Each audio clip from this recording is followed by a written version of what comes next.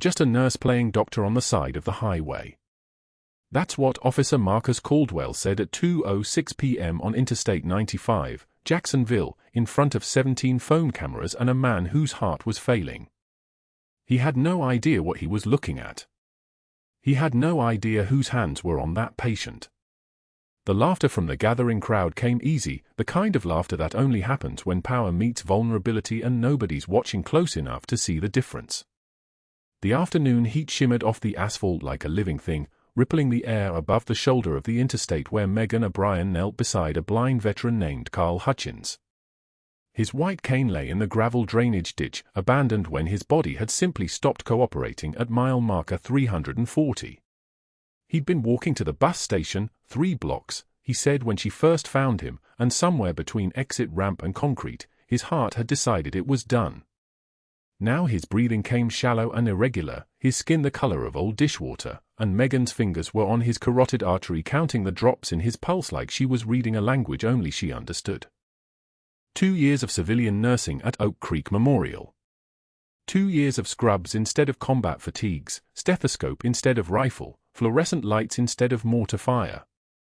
2 years of learning how to be small again, how to ask permission before moving, how to let doctors decide who got help and who didn't. 2 years of burying the person she used to be. The limp in her right leg, the one the IED had shattered in San Gin, the one that still woke her at 3 a.m. when cold fronts moved in from the coast, bent into an awkward kneel as she leaned closer to Carl's chest. His breathing was labored, irregular. Cardiac. The signs were unmistakable, the slight grey tone to his lips, the way his fingers curled and uncurled like his body was searching for something it couldn't find, the cold sweat breaking across his forehead despite the 94-degree heat. She pressed the back of her hand to his sternum. Tachycardic.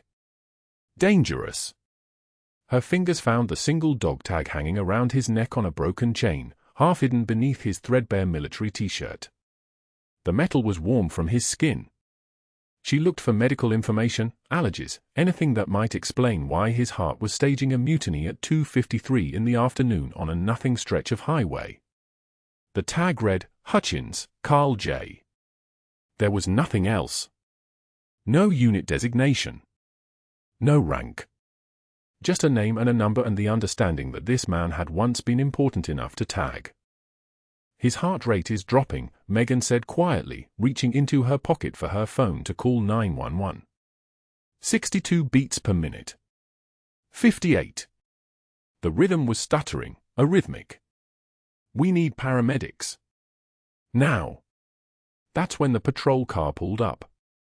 The cruiser announced itself first with the crunch of gravel and the distinctive hiss of air brakes. Then the door opened and Officer Marcus Caldwell stepped out into the Jacksonville heat like he was walking onto a stage. Late 30s, maybe 40. The kind of face that spent a lot of time looking down at people.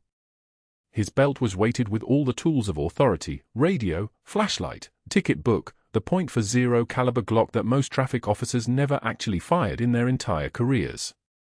He adjusted his sunglasses, surveyed the scene in the way trained responders do, and his eyes landed on Megan kneeling beside an unconscious man, her dust-covered scrubs and the way her fingers were still on Carl's neck, assessing, calculating, knowing. He read it as a civilian interfering with an emergency. What he didn't see was the compression depth, the muscle memory in those hands that knew exactly how to apply pressure without shattering bone, the kind of precision that only came from doing it under fire. He didn't see the way her fingers found the carotid pulse in less than 2 seconds, a reflex so ingrained it didn't require thought. He didn't see the slight tremor in her jaw or not fear, but the thing that comes before violence, the thing that happens when a warrior remembers what she's trained to do and forces herself to remember who she's pretending to be. I'm going to need you to step away from the patient before you hurt someone. Caldwell's voice carried across the shoulder of the highway, loud enough for the growing crowd, loud enough to establish dominance before he'd even assessed the scene. Megan looked up at him. Her eyes were steady, the kind of steady that comes from having once held a field hospital together alone for 6 hours under Taliban fire in a district called San Gin, the kind of steady that doesn't break when things go wrong. She was still on her knees, still counting Carl's pulse, still aware that his heart was doing something it shouldn't. I'm a registered nurse, she said quietly. His pulse is weak and irregular. I need your first aid kit. He's going into cardiac distress. The words were professional, measured, apologetic in the way that nurses learn to be in a system that respects doctors and fears lawsuits. She was asking permission. She was being small. She was following the script of a civilian playing it safe. Caldwell smiled. The smile was the problem. It was the smile of someone who'd just realized the entire highway was watching, that he had an audience, that his authority was being questioned by someone in dust-covered scrubs who had no credentials he could see and no business telling him anything at all. His hand went to his duty belt, fingers finding the first aid kit clipped there, a small red box, the kind that held bandages and antiseptic wipes and absolutely nothing useful for a cardiac emergency. Step back. I've got this covered. I'm certified in first aid. He said it to her, but his voice was for the crowd. He was already turning, already aware that phones were out, already understanding the narrative he was establishing. A hero in uniform. A civilian in scrubs who didn't know her place. Easy story. Megan's shoulders went still. Not tense, just still. The kind of still that comes from a decision being made, from some internal door closing. She didn't move her hands. She kept her fingers on Carl's carotid artery, counting the seconds between beats, watching his breathing collapse into something barely adequate. His heart rate is 48 and falling, she said. Bradycardic. We need paramedics and we need them in the next 3 minutes, or he dies on this asphalt. The confidence in her voice was the wrong thing. It was the thing that made Caldwell tighten. Made him realize that this woman wasn't actually asking for permission, she was stating facts, the way someone who knew they were right states facts. And that was intolerable.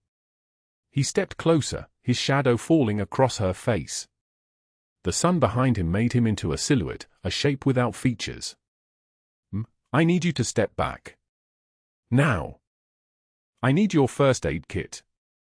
Not a request. Not a plea. A statement.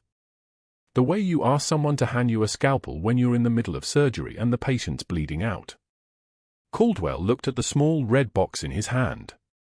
He looked at her kneeling there on the gravel, covered in dust from the roadside, her hand steady on a man whose name she'd never heard until today. And something in him decided that this moment was about more than medical response. This moment was about the natural order of things, uniforms over scrubs, authority over expertise, the man with the badge over the woman without one.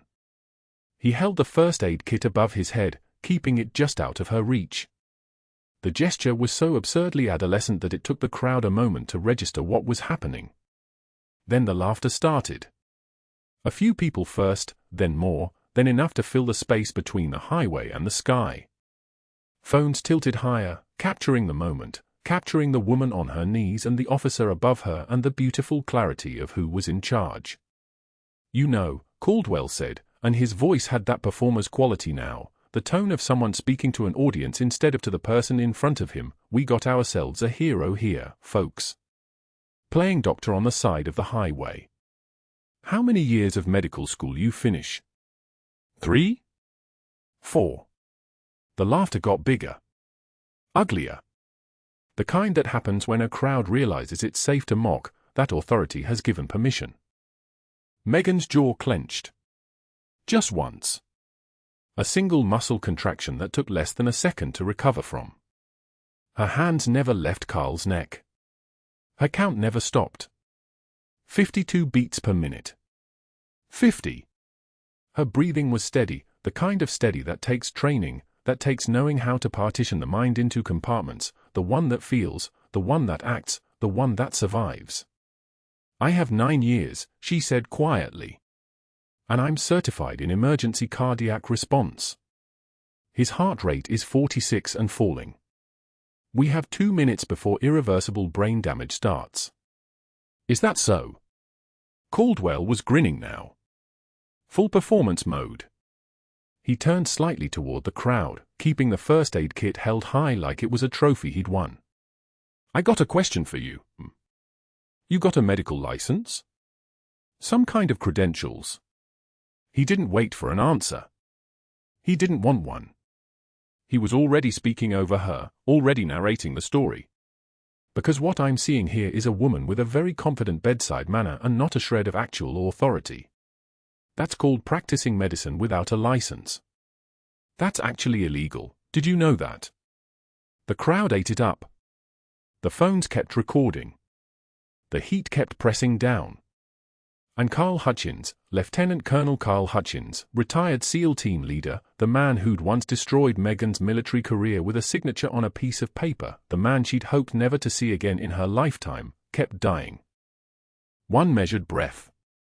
Megan's chest rose and fell with the precision of someone who'd done this 1,000 times under fire. The tear came anyway, single, betraying, cutting a line through the dust on her cheek. She didn't look away from Caldwell. Didn't blink. Didn't break. That man is having a cardiac event, she said, her voice dropping to a register that made the laughter stop like someone had flipped a switch. And when he dies because you delayed care, every one of these cameras will remember why. The phones kept recording. The asphalt kept radiating heat. The crowd held its breath. Caldwell's face went the color of spoiled meat. Are you threatening me? His hand flew to his radio, fingers trembling as he keyed it. Dispatch, I got a civilian interfering with emergency scene, possibly mentally unstable. I'm gonna need backup at the northbound shoulder, mile marker 47. His voice had cracked. Just barely. But Megan heard it. Everyone stay back unless you want to be cited too, he snapped at the crowd, his authority fracturing like cheap plastic under heat. A man called out, just let her help him, but Caldwell cut him off with a gesture that looked less like command and more like a drowning man flailing. Megan turned back to Carl. His breathing had become a shallow rattle, like wind through a broken window. His chest barely moved. Once. Twice. Then nothing. The silence was absolute. His pupils dilated. His lips took on the grey-blue tint of someone whose brain wasn't getting oxygen. Megan's hands moved on their own, muscle memory that predated her nursing license, that came from a dusty aid station in San Jin where you didn't wait for permission, you moved or people died. She ripped open his shirt. Buttons scattered across the asphalt like spent casings. One pinged off Caldwell's boot. Her hands found his sternum. Positioned. Pressed. 30 compressions. Hard. Fast. The kind of force that made ribs flex and bent them if you were doing it right. 1 Mississippi, 2 Mississippi, 3 Mississippi, the rhythm burned into her nervous system from 100 practice drills and 17 actual saves in field conditions. She didn't count out loud. Her body kept time like a metronome set to war. 2 rescue breaths, air going in clean, chest rising. Check the carotid pulse, nothing there, just the cool slack of a body shutting down. Back to compressions. 30 again. 2 more breaths. The crowd had gone silent. Even the traffic seemed to pause, as if the highway itself was holding its breath. Caldwell stepped backward. Actually stepped back. Megan saw his hand move to his radio again, and this time his voice carried none of the swagger. Ambulance, urgent, patient in full cardiac arrest, CPR in progress, ETA 3 minutes. 3 minutes. Megan's hands didn't falter. She'd kept people alive longer than that. She'd kept people alive in sandstorms with nothing but what she could carry and the kind of stubborn refusal to let go that came from training under officers who didn't accept failure as an option. As her hands worked the rhythm, her eyes caught the glint of metal at Carl's neck. The dog tag. Still hanging from that broken chain, the metal warm under her fingers when she repositioned for another pulse check. Her breath hitched. Just for a second. Just long enough for the name to click into place with the force of a round chambering. Hutchins. Carl Hutchins. She knew that name the way a body knows pain, deep, cellular, the kind of knowing that rewires your nervous system. Lieutenant Colonel Carl Hutchins. JG officer. The man who'd sat across from her in a courtroom in Kandahar with his dress uniform pressed sharp enough to cut and sign the papers that ended her career because she'd disobeyed direct orders to save a child. A civilian child with a sucking chest wound who shouldn't have been there but was, and Megan's hands had moved before her brain could process the consequences. Her compressions didn't falter. Carl gasped after the 4th minute. His eyes snapped open. But his chest wasn't rising on the left side, and Megan had spent enough time learning to read a body's rebellion to know what that meant. He'd aspirated something. His airway was partially blocked. The senior paramedic was already moving toward her as the ambulance pulled up, tires screaming against hot asphalt, lights painting the highway in urgent red and blue. "We got him," the paramedic said, stepping in to take over compressions. "Standard protocol. Step back, let the professionals work. That's how civilian medicine operated. That's how people died when they followed the rules." Megan watched his oxygen saturation on the portable monitor. 76, dropping. 71, his face was still grey-blue. The paramedic wasn't looking. He was focused on compressions, on rhythm, on the textbook approach that worked 90% of the time. This wasn't that 90%. Caldwell had his radio to his ear, taking a call, his back turned. The second paramedic was pulling the stretcher from the rig. The moment was thin as a razor blade. Megan pushed past the first paramedic, his shoulder caught her forearm and she felt him try to hold her back, but she had 3 inches and probably 20 pounds of lean muscle on him, and more importantly, she had nothing left to lose.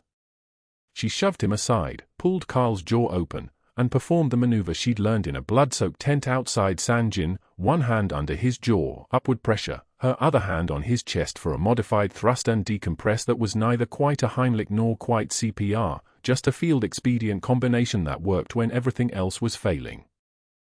Something dislodged. A hard candy.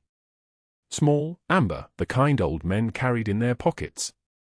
It shot out of Carl's mouth onto the asphalt, and his chest suddenly rose on the left side. His color shifted. Not healthy pink, but the right direction. Oxygen saturation climbing on the monitor, 76. 79, 82.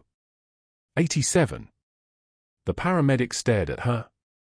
"She just assaulted us," one of them said, but his voice had the uncertain quality of someone who'd just watched a corpse come back to life. The ambulance doors were closing when Caldwell returned, his radio call finished. He pulled Megan aside with a grip that was no longer theatrical, it was calculated, cold, the way someone handles evidence. His eyes had changed. The mockery had burned away, leaving something harder underneath.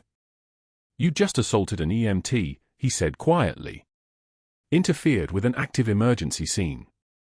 Performed medical procedures you're not licensed to perform in this jurisdiction." His radio crackled. He didn't look away from her. "Dispatch, I'm transporting a civilian to the station for questioning. Patient is stable with paramedics en route to Oak Creek Memorial." Megan's hands had stopped shaking. That was the strange thing about combat medicine. Once you crossed a certain threshold of adrenaline and clarity, your body stopped betraying you. Fear, pain, doubt, all of it got compressed into a diamond-hard focus that could carry you through anything. She'd just saved the life of the man who destroyed her career. She'd also just made herself the focus of something darker than mockery. Caldwell's grip on her arm was gentle now, almost respectful, which was infinitely more frightening than his theatrics had been. Because now he understood she was a threat. Now he was calculating angles and contingencies. Now this was no longer a man playing at authority. This was a man trying to contain something that had just exceeded his ability to control. The highway stretched in both directions, the heat shimmer making the asphalt look like water that would never actually wet anything. Megan's scrubs were soaked with sweat and Carl's blood. Behind them, the ambulance was pulling away, its siren wailing the sound of escape. Ahead, the Jacksonville skyline wavered in the distance, indifferent and ancient. But that wasn't the worst part. Caldwell's patrol car was still running, engine idling at the shoulder where the ambulance had pulled away 3 minutes earlier. He stepped toward her with his citation pad already out, his movement deliberate, the way a predator moves when it's decided the prey is isolated enough. His radio crackled with dispatch chatter, units clearing, the emergency downgraded now that the patient was gone. The sky above Interstate 95 had turned the color of old concrete. "You understand what you did back there?" Caldwell said. "Not a question." He positioned himself between Megan and the traffic, blocking her exit. "You interfered with an active emergency scene. That's a charge. That's a real charge." Megan's hands were still shaking. Adrenaline was draining from her system like water from a punctured foot bag, and the tremor was pure physiology, her nervous system cycling down from combat mode. She kept them at her sides, curled into fists so Caldwell wouldn't see. The patient needed intervention. "You were refusing to." "I'm not interested in your medical opinion," Caldwell interrupted. "What I'm interested in is why a civilian thought she could make treatment decisions on a public highway. That's reckless endangerment. That's assault on emergency personnel. You touched me twice, I've got witnesses." He wasn't wrong about the legal architecture. That was the thing about competent villains, they didn't just bellow. They built cases. Caldwell had already shifted from mockery into something more dangerous: strategic moves, weaponized policy. He was calling in favors, making calls. She could see it in the way his jaw worked, the calculation behind his eyes. "Let me make some phone calls," he said, pulling out his cell phone with the casual confidence of a man who'd made these calls 100 times before. "Get the official story on record." The first call went to his supervisor. Megan watched his face as he spoke, watched the performance of it. "Yes, sir, I have a situation here at the southbound exit. Unidentified civilian female appears to be operating without a medical license, physically assaulted emergency personnel during a cardiac intervention." "Yes, sir. I documented it." "Yes, sir, I have witness statements." "No, sir, she doesn't have identification. I'm bringing her in tomorrow morning for formal charges." He hung up. Didn't wait for her response. Just moved directly to the second call. This time his voice shifted, friendlier, collegial. A network being activated. "Hey, this is Marcus Caldwell, Jacksonville Highway Patrol. I need a favor. Quick pull on your employee database. I'm looking for a nurse, first name Megan, works your ER probably. Yes, I'll wait." The pause stretched. Megan felt something cold move through her chest, separate from the adrenaline crash. He was checking on her. Her employment records, her background, the shape of her civilian life. The files that didn't mention Sanjin or Silver Stars or the 3 months she'd spent in a military hospital rebuilding her shattered left leg. "Yeah, okay," Caldwell said into the phone. "Can you send me her full file? Email is fine. And hey, if she calls in, you didn't talk to me, right? Professional courtesy. Thanks." He ended that call and looked at her directly. His expression had changed. There was something almost curious in it now, like he'd found something unexpected and was trying to figure out what it meant. The third call was different. Shorter. She couldn't hear the other end, but Caldwell's voice dropped lower, and he turned away from her, speaking into the phone with his back to the interstate. "No, I got it handled." "Yeah. Yeah, I know who she is now. I'll be at the station in the morning." "No, I don't think she'll be a problem." He turned back to face her and pocketed his phone. The sun was dropping faster now, and the light had that golden quality that meant late afternoon was surrendering to evening. Traffic was heavier, commuters heading out of Jacksonville, people going home. None of them paid any attention to a cop and a woman in dusty scrubs on the shoulder. "Here's what's going to happen," Caldwell said. His voice had lost the mockery entirely. It was all business now, which was somehow worse. "You're going to come to the highway patrol station tomorrow morning. 8 a.m. You're going to bring a lawyer if you have one. You're not under arrest yet, but you're going to be charged with interfering with an emergency response, reckless endangerment, and assault on emergency personnel." He stepped closer, his voice dropping. "And if I were you, I'd get a real lawyer. A judge isn't going to look kindly on a vigilante who thinks she's better than trained emergency personnel. That man could have died because of you." Megan said nothing. Her hands were still shaking. 8 a.m., Caldwell repeated. Don't be late. He walked back to his patrol car, climbed in, and pulled onto the interstate with his lights off. She watched the car accelerate, disappear into the traffic stream, become just another vehicle. The shoulder of the highway seemed suddenly vast and empty. The sound of tires on asphalt, the distant wail of a siren heading toward the city, these were the only sounds. No crowd anymore. No phones recording. No witnesses except the ones Caldwell had already documented. 3 miles away, in the parking lot of a Publix supermarket off San Marco Avenue, Megan sat in her Honda Civic with the engine off. Her forehead rested on the steering wheel. The leather was warm from the late afternoon sun. Her hands wouldn't stop shaking. It had been 5 years since the IED in Sanjin shattered her femur in 3 places. 5 years since the blast had torn through the small clinic where she'd been treating a child with a burn wound, a civilian child, not a combatant, and that distinction had cost her a military career. 5 years of rebuilding, of learning how to exist in a world that didn't have mortar fire or triage protocols or the weight of bodies that needed saving. She'd worked the night shift at Oak Creek Memorial for 4 years, a structure that gave her days purpose and nights a place to disappear into. The tremor in her hands was something she'd managed, controlled it, understood it as a neurological artifact, treated it with breathing exercises and time. But this was different. This tremor was adrenaline metabolizing, her body cycling down from something that felt like being back in Sanjin. Her heart rate was probably still 110. Her pupils were still dilated. Her nervous system was screaming that there was still a threat, that she needed to be ready, that the danger wasn't over. She was medically discharged. Non-deployable. Unfit for duty because her left leg couldn't bear full body weight in tactical movement. So she'd become a nurse instead. She'd rebuilt her life into something quiet and contained, a life where the wars she fought were happening 3 feet away in a trauma bay, not miles away across a broken landscape. And now a traffic cop was dragging her back into something that felt like combat. Her phone buzzed at 6:56 p.m. She didn't look at it immediately. Just sat there with her forehead on the steering wheel, feeling her heartbeat gradually slow, her hands gradually steady. The parking lot smelled like hot asphalt and diesel exhaust and the faint copper of someone's dropped change somewhere in the car.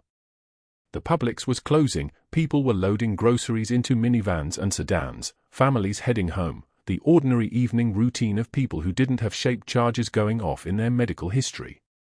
The phone buzzed again. Megan finally looked at the screen. The message was from Oak Creek Memorial's main line, forwarded through the staff app. Carl Hutchins asking for the woman who saved him. Patient is stable in cardiac care unit, asking specifically for you. Please call back ASAP. She stared at the message for 30 seconds. Then 60. Then until the screen went dark and she had to touch it to wake it up again. Carl Hutchins. Not just any Carl Hutchins. Not just a blind veteran with a cardiac event who collapsed on the shoulder of Interstate 95. But the man who had been Lieutenant Colonel Carl Hutchins in Sanjin in 2012, serving as the JAG officer for her battalion. The man who had presided over her court-martial after she disobeyed a direct order to stay behind and treat a civilian child while the rest of her unit was ordered to fall back. The man who had signed the papers that ended her commission. The man who had made it legally documented that Major Megan O'Brien was medically unfit for duty, career terminated, pension restructured, security clearance revoked. She'd assumed he was dead. Sanjin had been a meat grinder, so many of them hadn't made it home. It had never occurred to her that she might see his name again, hear his voice again, be face to face with the person who had destroyed her military career while she was still learning to walk on a reconstructed femur in a military hospital. The dog tag. She thought about it suddenly, clearly. The single dog tag on a broken chain she'd found during CPR. She'd checked it while doing chest compressions, feeling for landmarks, making sure her compressions were in the right place. The metal had been warm under her fingertips, warm from his body, from the warmth of a living man whose name she'd read on metal embossed with his military service number. She'd recognized it then, in the moment between compressions. Had recognized it and kept going anyway. Had saved his life anyway. The text message sat on the screen, waiting for a response that wouldn't come. Not tonight. Not in a parking lot where her hands wouldn't stop shaking and her left leg ached where the IED had shattered it and a traffic cop was building a case against her and the man whose life she'd just saved was the same man who had ended her career. Some battles choose you. Megan started the car at 11:13 p.m. and drove home through dark Jacksonville streets, toward the apartment where her teenage son Ryan was probably doing homework or sleeping, unaware that his mother was about to be charged with crimes she hadn't committed. Unaware that the war she'd thought she'd left behind in Sanjin had just found her again on an American highway, and this time there was no exit strategy. The next morning arrived with the weight of a subpoena. Megan sat in the plastic chair at the Jacksonville Highway Patrol Station, fluorescent lights humming above her like angry wasps, and watched Officer Marcus Caldwell arrange his papers on the conference table with the precision of a man building a gallows. The room smelled of burnt coffee and printer toner. Supervisors filed in, 3 of them, their uniforms pressed sharp enough to cut, their faces already skeptical. Caldwell had called the local news cameras himself. She could see the reporter and cameraman setting up outside the glass conference room, their presence a guarantee that this arrest, this charge, this public destruction, would be on the 6 p.m. broadcast before she made it home. The formal complaint sat in a manila folder in front of Caldwell. 47 pages. She'd glimpsed the first one in the holding area: reckless endangerment of emergency personnel, unauthorized medical practice, assault on paramedic services. The charges were stacked like kindling. Caldwell had spent 12 hours building this case, making phone calls, collecting statements, constructing a narrative where the blind man on the highway had been incidental and Megan had been the real emergency. Where compassion looked like a crime. Caldwell's hands trembled slightly as he opened the folder, not from doubt, but from adrenaline. He was performing. He looked at his supervisors, then directly at the news camera mounted in the corner, and began to read. At approximately 18:47 hours yesterday, he started, his voice measured and official, the defendant, Megan O'Brien, interfered with paramedic response to a medical emergency on Interstate 95, exit ramp 12. Despite being instructed to step back by emergency personnel, specifically, by myself, she initiated unauthorized medical procedures on a patient without certification or authorization. The supervisor in the center chair, a captain with silver hair and eyes the color of winter, took notes without looking up. Caldwell continued. The defendant performed chest compressions on the patient. She performed what appears to be a Heimlich maneuver, which caused visible injury to the paramedic on scene. EMT Rodriguez suffered a contusion to the left shoulder when the defendant pushed him away from the patient. Rodriguez. The young paramedic. Caldwell had called him at 11 p.m. last night with a simple question: how much did that nurse hurt you when she moved you away from the patient? And Rodriguez, nervous, uncertain, had said what Caldwell needed him to say. She could picture it, the phone call, the suggestive leading, the implied threat. Not a direct threat, nothing that crude. Just the weight of a police officer's interest in your career, your record, your future. I have statements from the paramedics, Caldwell said, holding up 3 pages. I have video evidence. He clicked a remote and a frozen image appeared on the screen behind him, Megan's arm extended, her face intense, her body moving with the kind of speed and precision that would look, to an untrained eye, like violence. I have the incident report filed at the scene. And I have submitted a recommendation to the state nursing board for immediate license review. The captain looked up at Caldwell then. Where's the paramedic's medical report on his injury? I have his statement, Caldwell said. Not the same thing, is it? The captain's voice was calm, but something in it made Caldwell shift his weight. If he suffered an injury from assault, there would be documentation. Photographs. Witness statements from other paramedics. Caldwell's jaw tightened. He was reluctant to file a formal medical report. There wasn't significant. Then we don't have an assault charge that'll stick, the captain interrupted. He turned the page in the complaint folder. Your incident report lists the time of the cardiac event at 18:52. Time she began compressions at 18:53. 1 minute from collapse to resuscitation. You trained in basic life support, officer? No, sir, but... So you wouldn't recognize the difference between emergency care and recklessness? It wasn't a question. The captain was reading through the report now, his eyes moving faster, his shoulders straightening slightly. You noted here that the patient was unresponsive and not breathing. Your exact words. Yes, sir. And Ms. O'Brien initiated CPR. Unauthorized CPR, yes. By whom? The captain looked directly at Caldwell. Who authorizes emergency CPR in the field? You know the law. The silence in the room stretched like a rubber band about to snap. Caldwell's face had gone pale. Outside the conference room window, the cameraman shifted, sensing something had changed in the tone of the meeting. Any civilian can perform CPR, the captain continued, his voice dropping lower. It's the law in Florida. Anyone. A bartender, a kindergarten teacher, a nurse, especially a nurse, can perform emergency CPR without authorization if the patient is in cardiac arrest. You trying to charge her with saving a man's life? Sir, her actions were. I'm not finished. The captain turned another page. You state here that the patient had an airway obstruction. That Ms. O'Brien performed some kind of maneuver that cleared the obstruction. The paramedics missed it, but she didn't. Is that what happened? Caldwell couldn't answer without admitting that Megan had not only been justified, but had been essential. The second supervisor, a woman with gray-streaked hair pulled back tight, leaned forward. Officer Caldwell, where is the backup video you mentioned in your summary? The backup video? You said there were multiple angles. Phone videos. Social media posts. Where are those digital files? Caldwell's hands moved to shuffle papers. The phone videos were unstable. People were moving. The angles weren't clear enough to. You have them or you don't. I have the main video from my dash cam. The female supervisor exchanged a glance with the captain. The kind of glance that meant they'd already started comparing his statement to something else. Something that didn't match.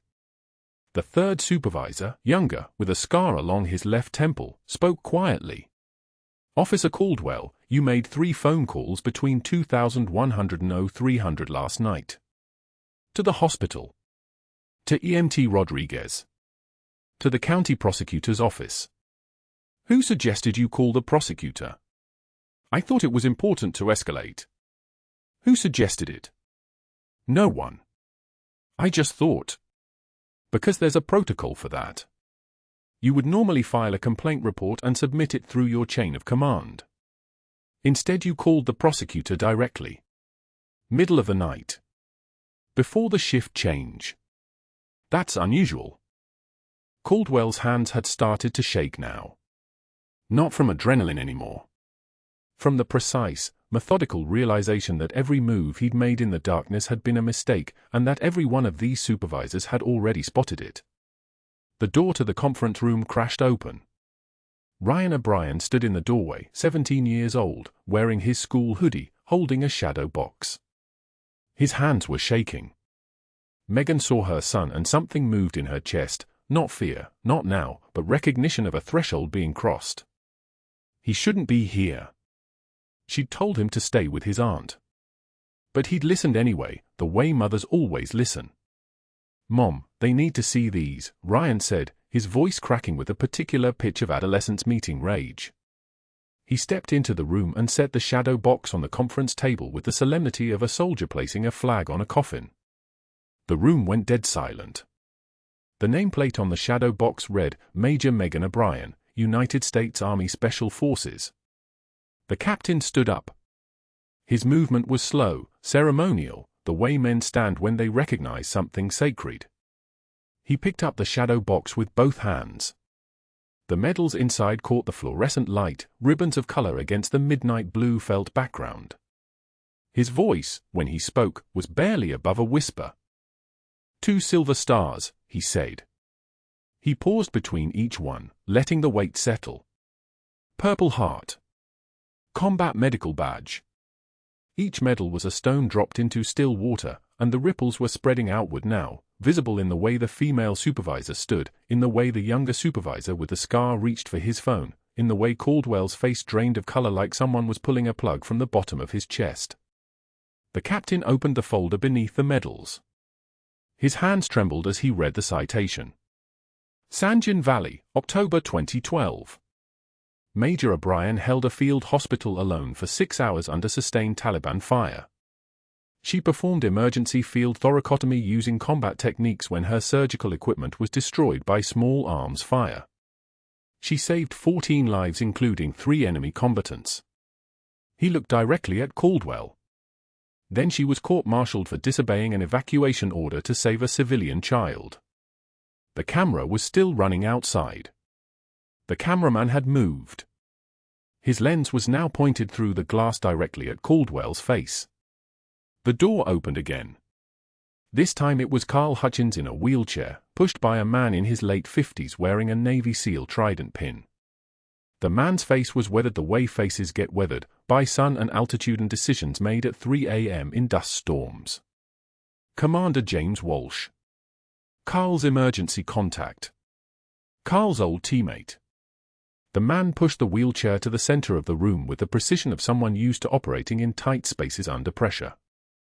"My name is Commander James Walsh, retired SEAL Team 3, he said. His voice was quiet.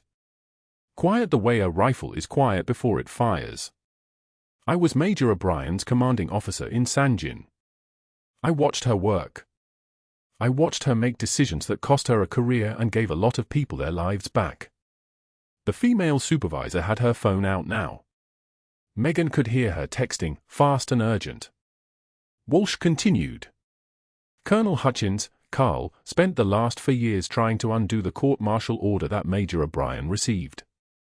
He called me last night from the hospital. He said, "I just realized I've been alive for 4 years because of the woman I destroyed." He said he needed to know who stopped the bleeding on the highway. Carl's blind eyes faced the direction of Megan's chair, though he was looking at her the way the blind sometimes see, through sound and presence rather than light. "It was you," he said quietly. "I know your touch." Caldwell tried to speak. His lips moved. Nothing came out. The FBI agent appeared in the doorway before anyone could move. A woman, federal credentials already visible, her expression the flat certainty of someone who'd been listening to everything through the speaker system in the hallway. "Marcus Caldwell," she said. "You're under investigation for tampering with evidence and obstruction of justice. The surveillance footage from this building shows you accessing the server logs at 02:47 this morning. 3 bystander videos were removed from cloud accounts between 0200 and 03:12 a.m. Those are your actions." She stepped closer. The room had become very small. "You deleted evidence of a crime scene involving a decorated military officer. That's a federal offense. You're not under arrest at this moment, but you will be advised of your rights and escorted to a federal holding facility for processing." The captain was still holding the shadow box. His hands had stopped shaking. He set it carefully on the table in front of Caldwell and said the only words that seemed to fit. "You have no idea who you were standing next to." The door exploded inward. Ryan stood in the threshold, 17 years old, holding a shadow box like it weighed 1,000 pounds. His voice cracked before he even spoke. "Mom, they need to see these." The police station conference room froze. Supervisors mid-sentence. News cameras swinging. Caldwell's face still wearing that thin smile of victory, the smile that had lasted exactly 4 seconds. Ryan stepped forward. His hands trembled as he opened the box. The medals caught the fluorescent lights like small suns. He read the nameplate aloud, his voice breaking on every word, Major Megan O'Brien. United States Army Special Forces. The air pressure in the room changed.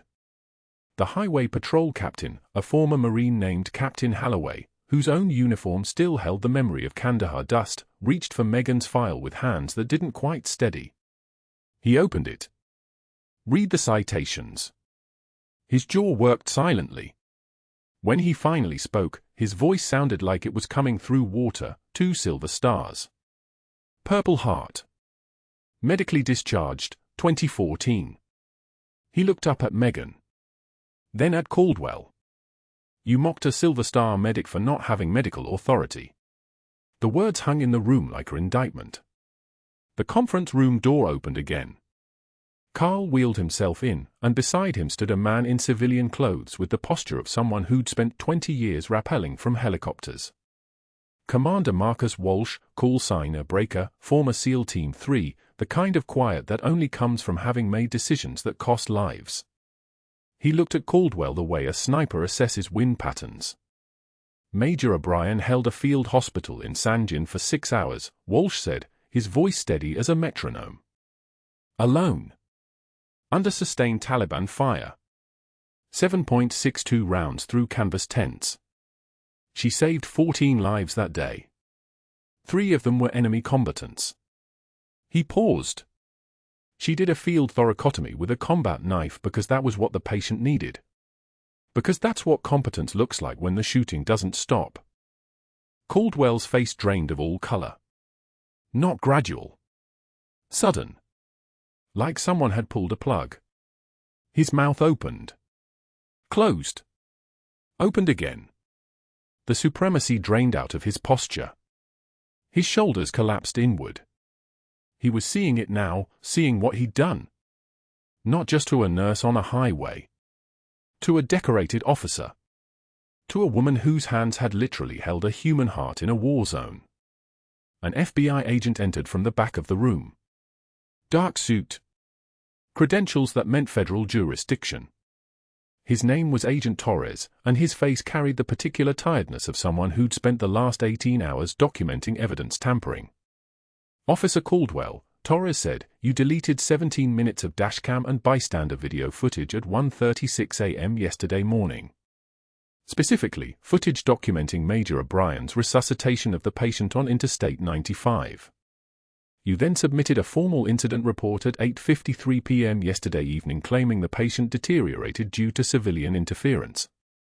Torres held up a timestamp log. The video deletions happened 9 hours after you filed that report. Which means you knew your statement was false when you wrote it. Caldwell tried to speak. I was protecting.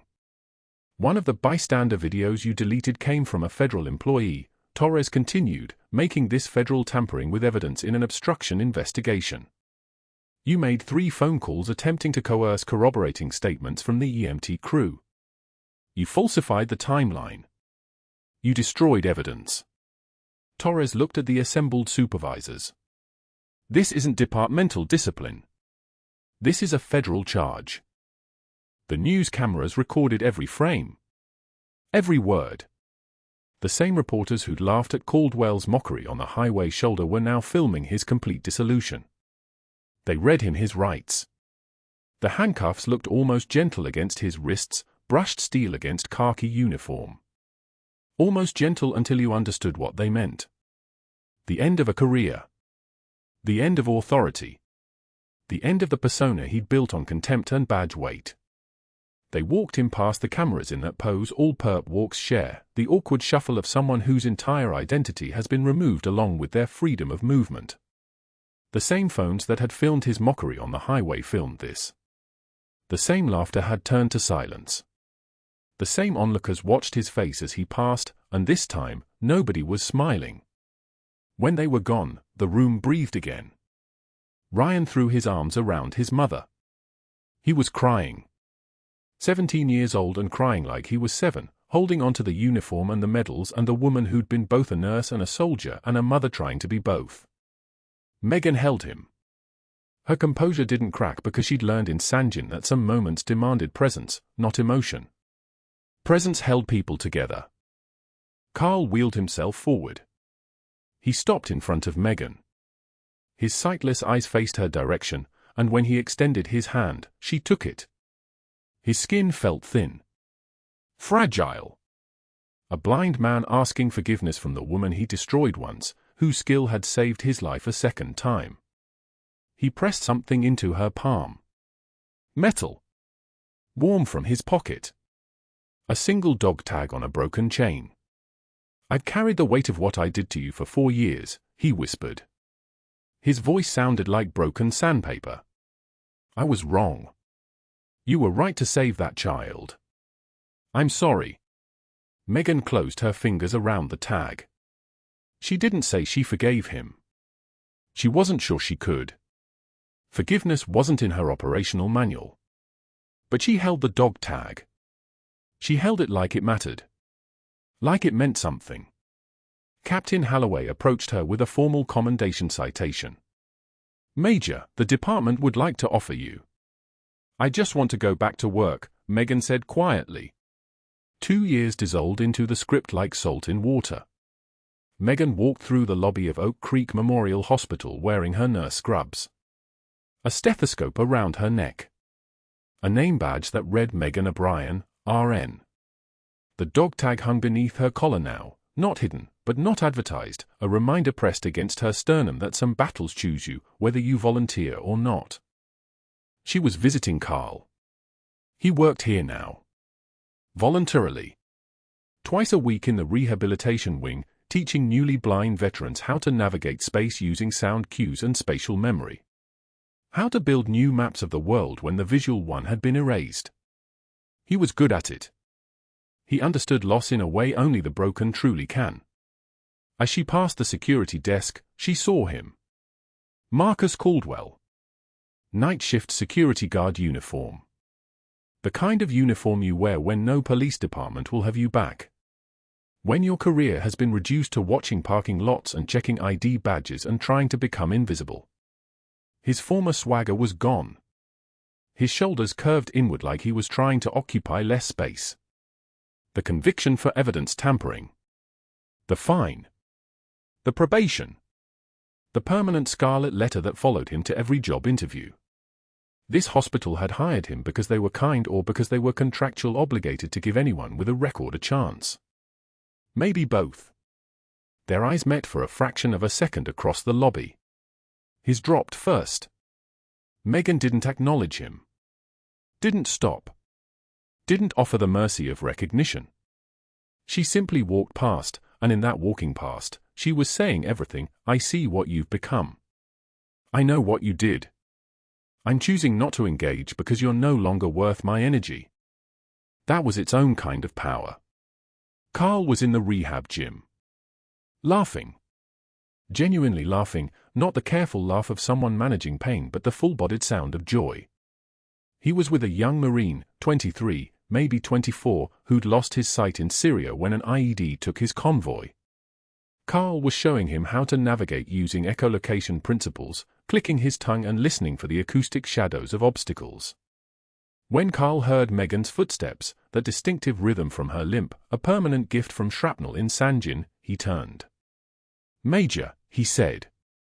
She didn't correct him anymore. They talked about the Marine. About Ryan starting college on a full ROTC scholarship. About the quiet work of rebuilding lives from their component parts. Carl was speaking about something he'd learned on that highway, about character and what it looked like when everything was taken from you and you still chose to serve, when Megan noticed movement through the lobby window. Caldwell. Making his rounds in the parking garage. Alone. Walking between the cars like he was counting the spaces between them. Trying to become nothing. Trying to fade. She touched the dog tag beneath her collar. The metal was warm now. It had absorbed her body heat over 24 months of wearing it against her skin. It had become part of the landscape of her body the way scars do. The way memory does. Her phone buzzed. A text from Ryan, proud of you, Mom. Megan looked at Carl, who was gently guiding the young Marine's hand along the wall, teaching him to feel the change in air pressure near a corner. She looked at the window where Caldwell was disappearing into the mechanical darkness of the garage. She thought about how he'd built his entire understanding of her on what he assumed, and how everything he'd constructed collapsed the moment the truth arrived. She thought about how some people spend their whole lives running from who they were. How some people spend their whole lives running toward it. There's a difference. True class is what you do when the lights go out. Did you know there are thousands of stories like this one, stories of people whose true strength is invisible until the moment it becomes absolutely necessary? Stories of those who rebuild themselves after the world tells them they're worthless? If you believe that quiet competence matters, that hidden strength deserves recognition, hit that subscribe button. Leave a comment telling us about someone you've underestimated and then realized you were completely wrong. And share this with someone who needs to remember that the bravest warriors among us often carry stethoscopes instead of rifles.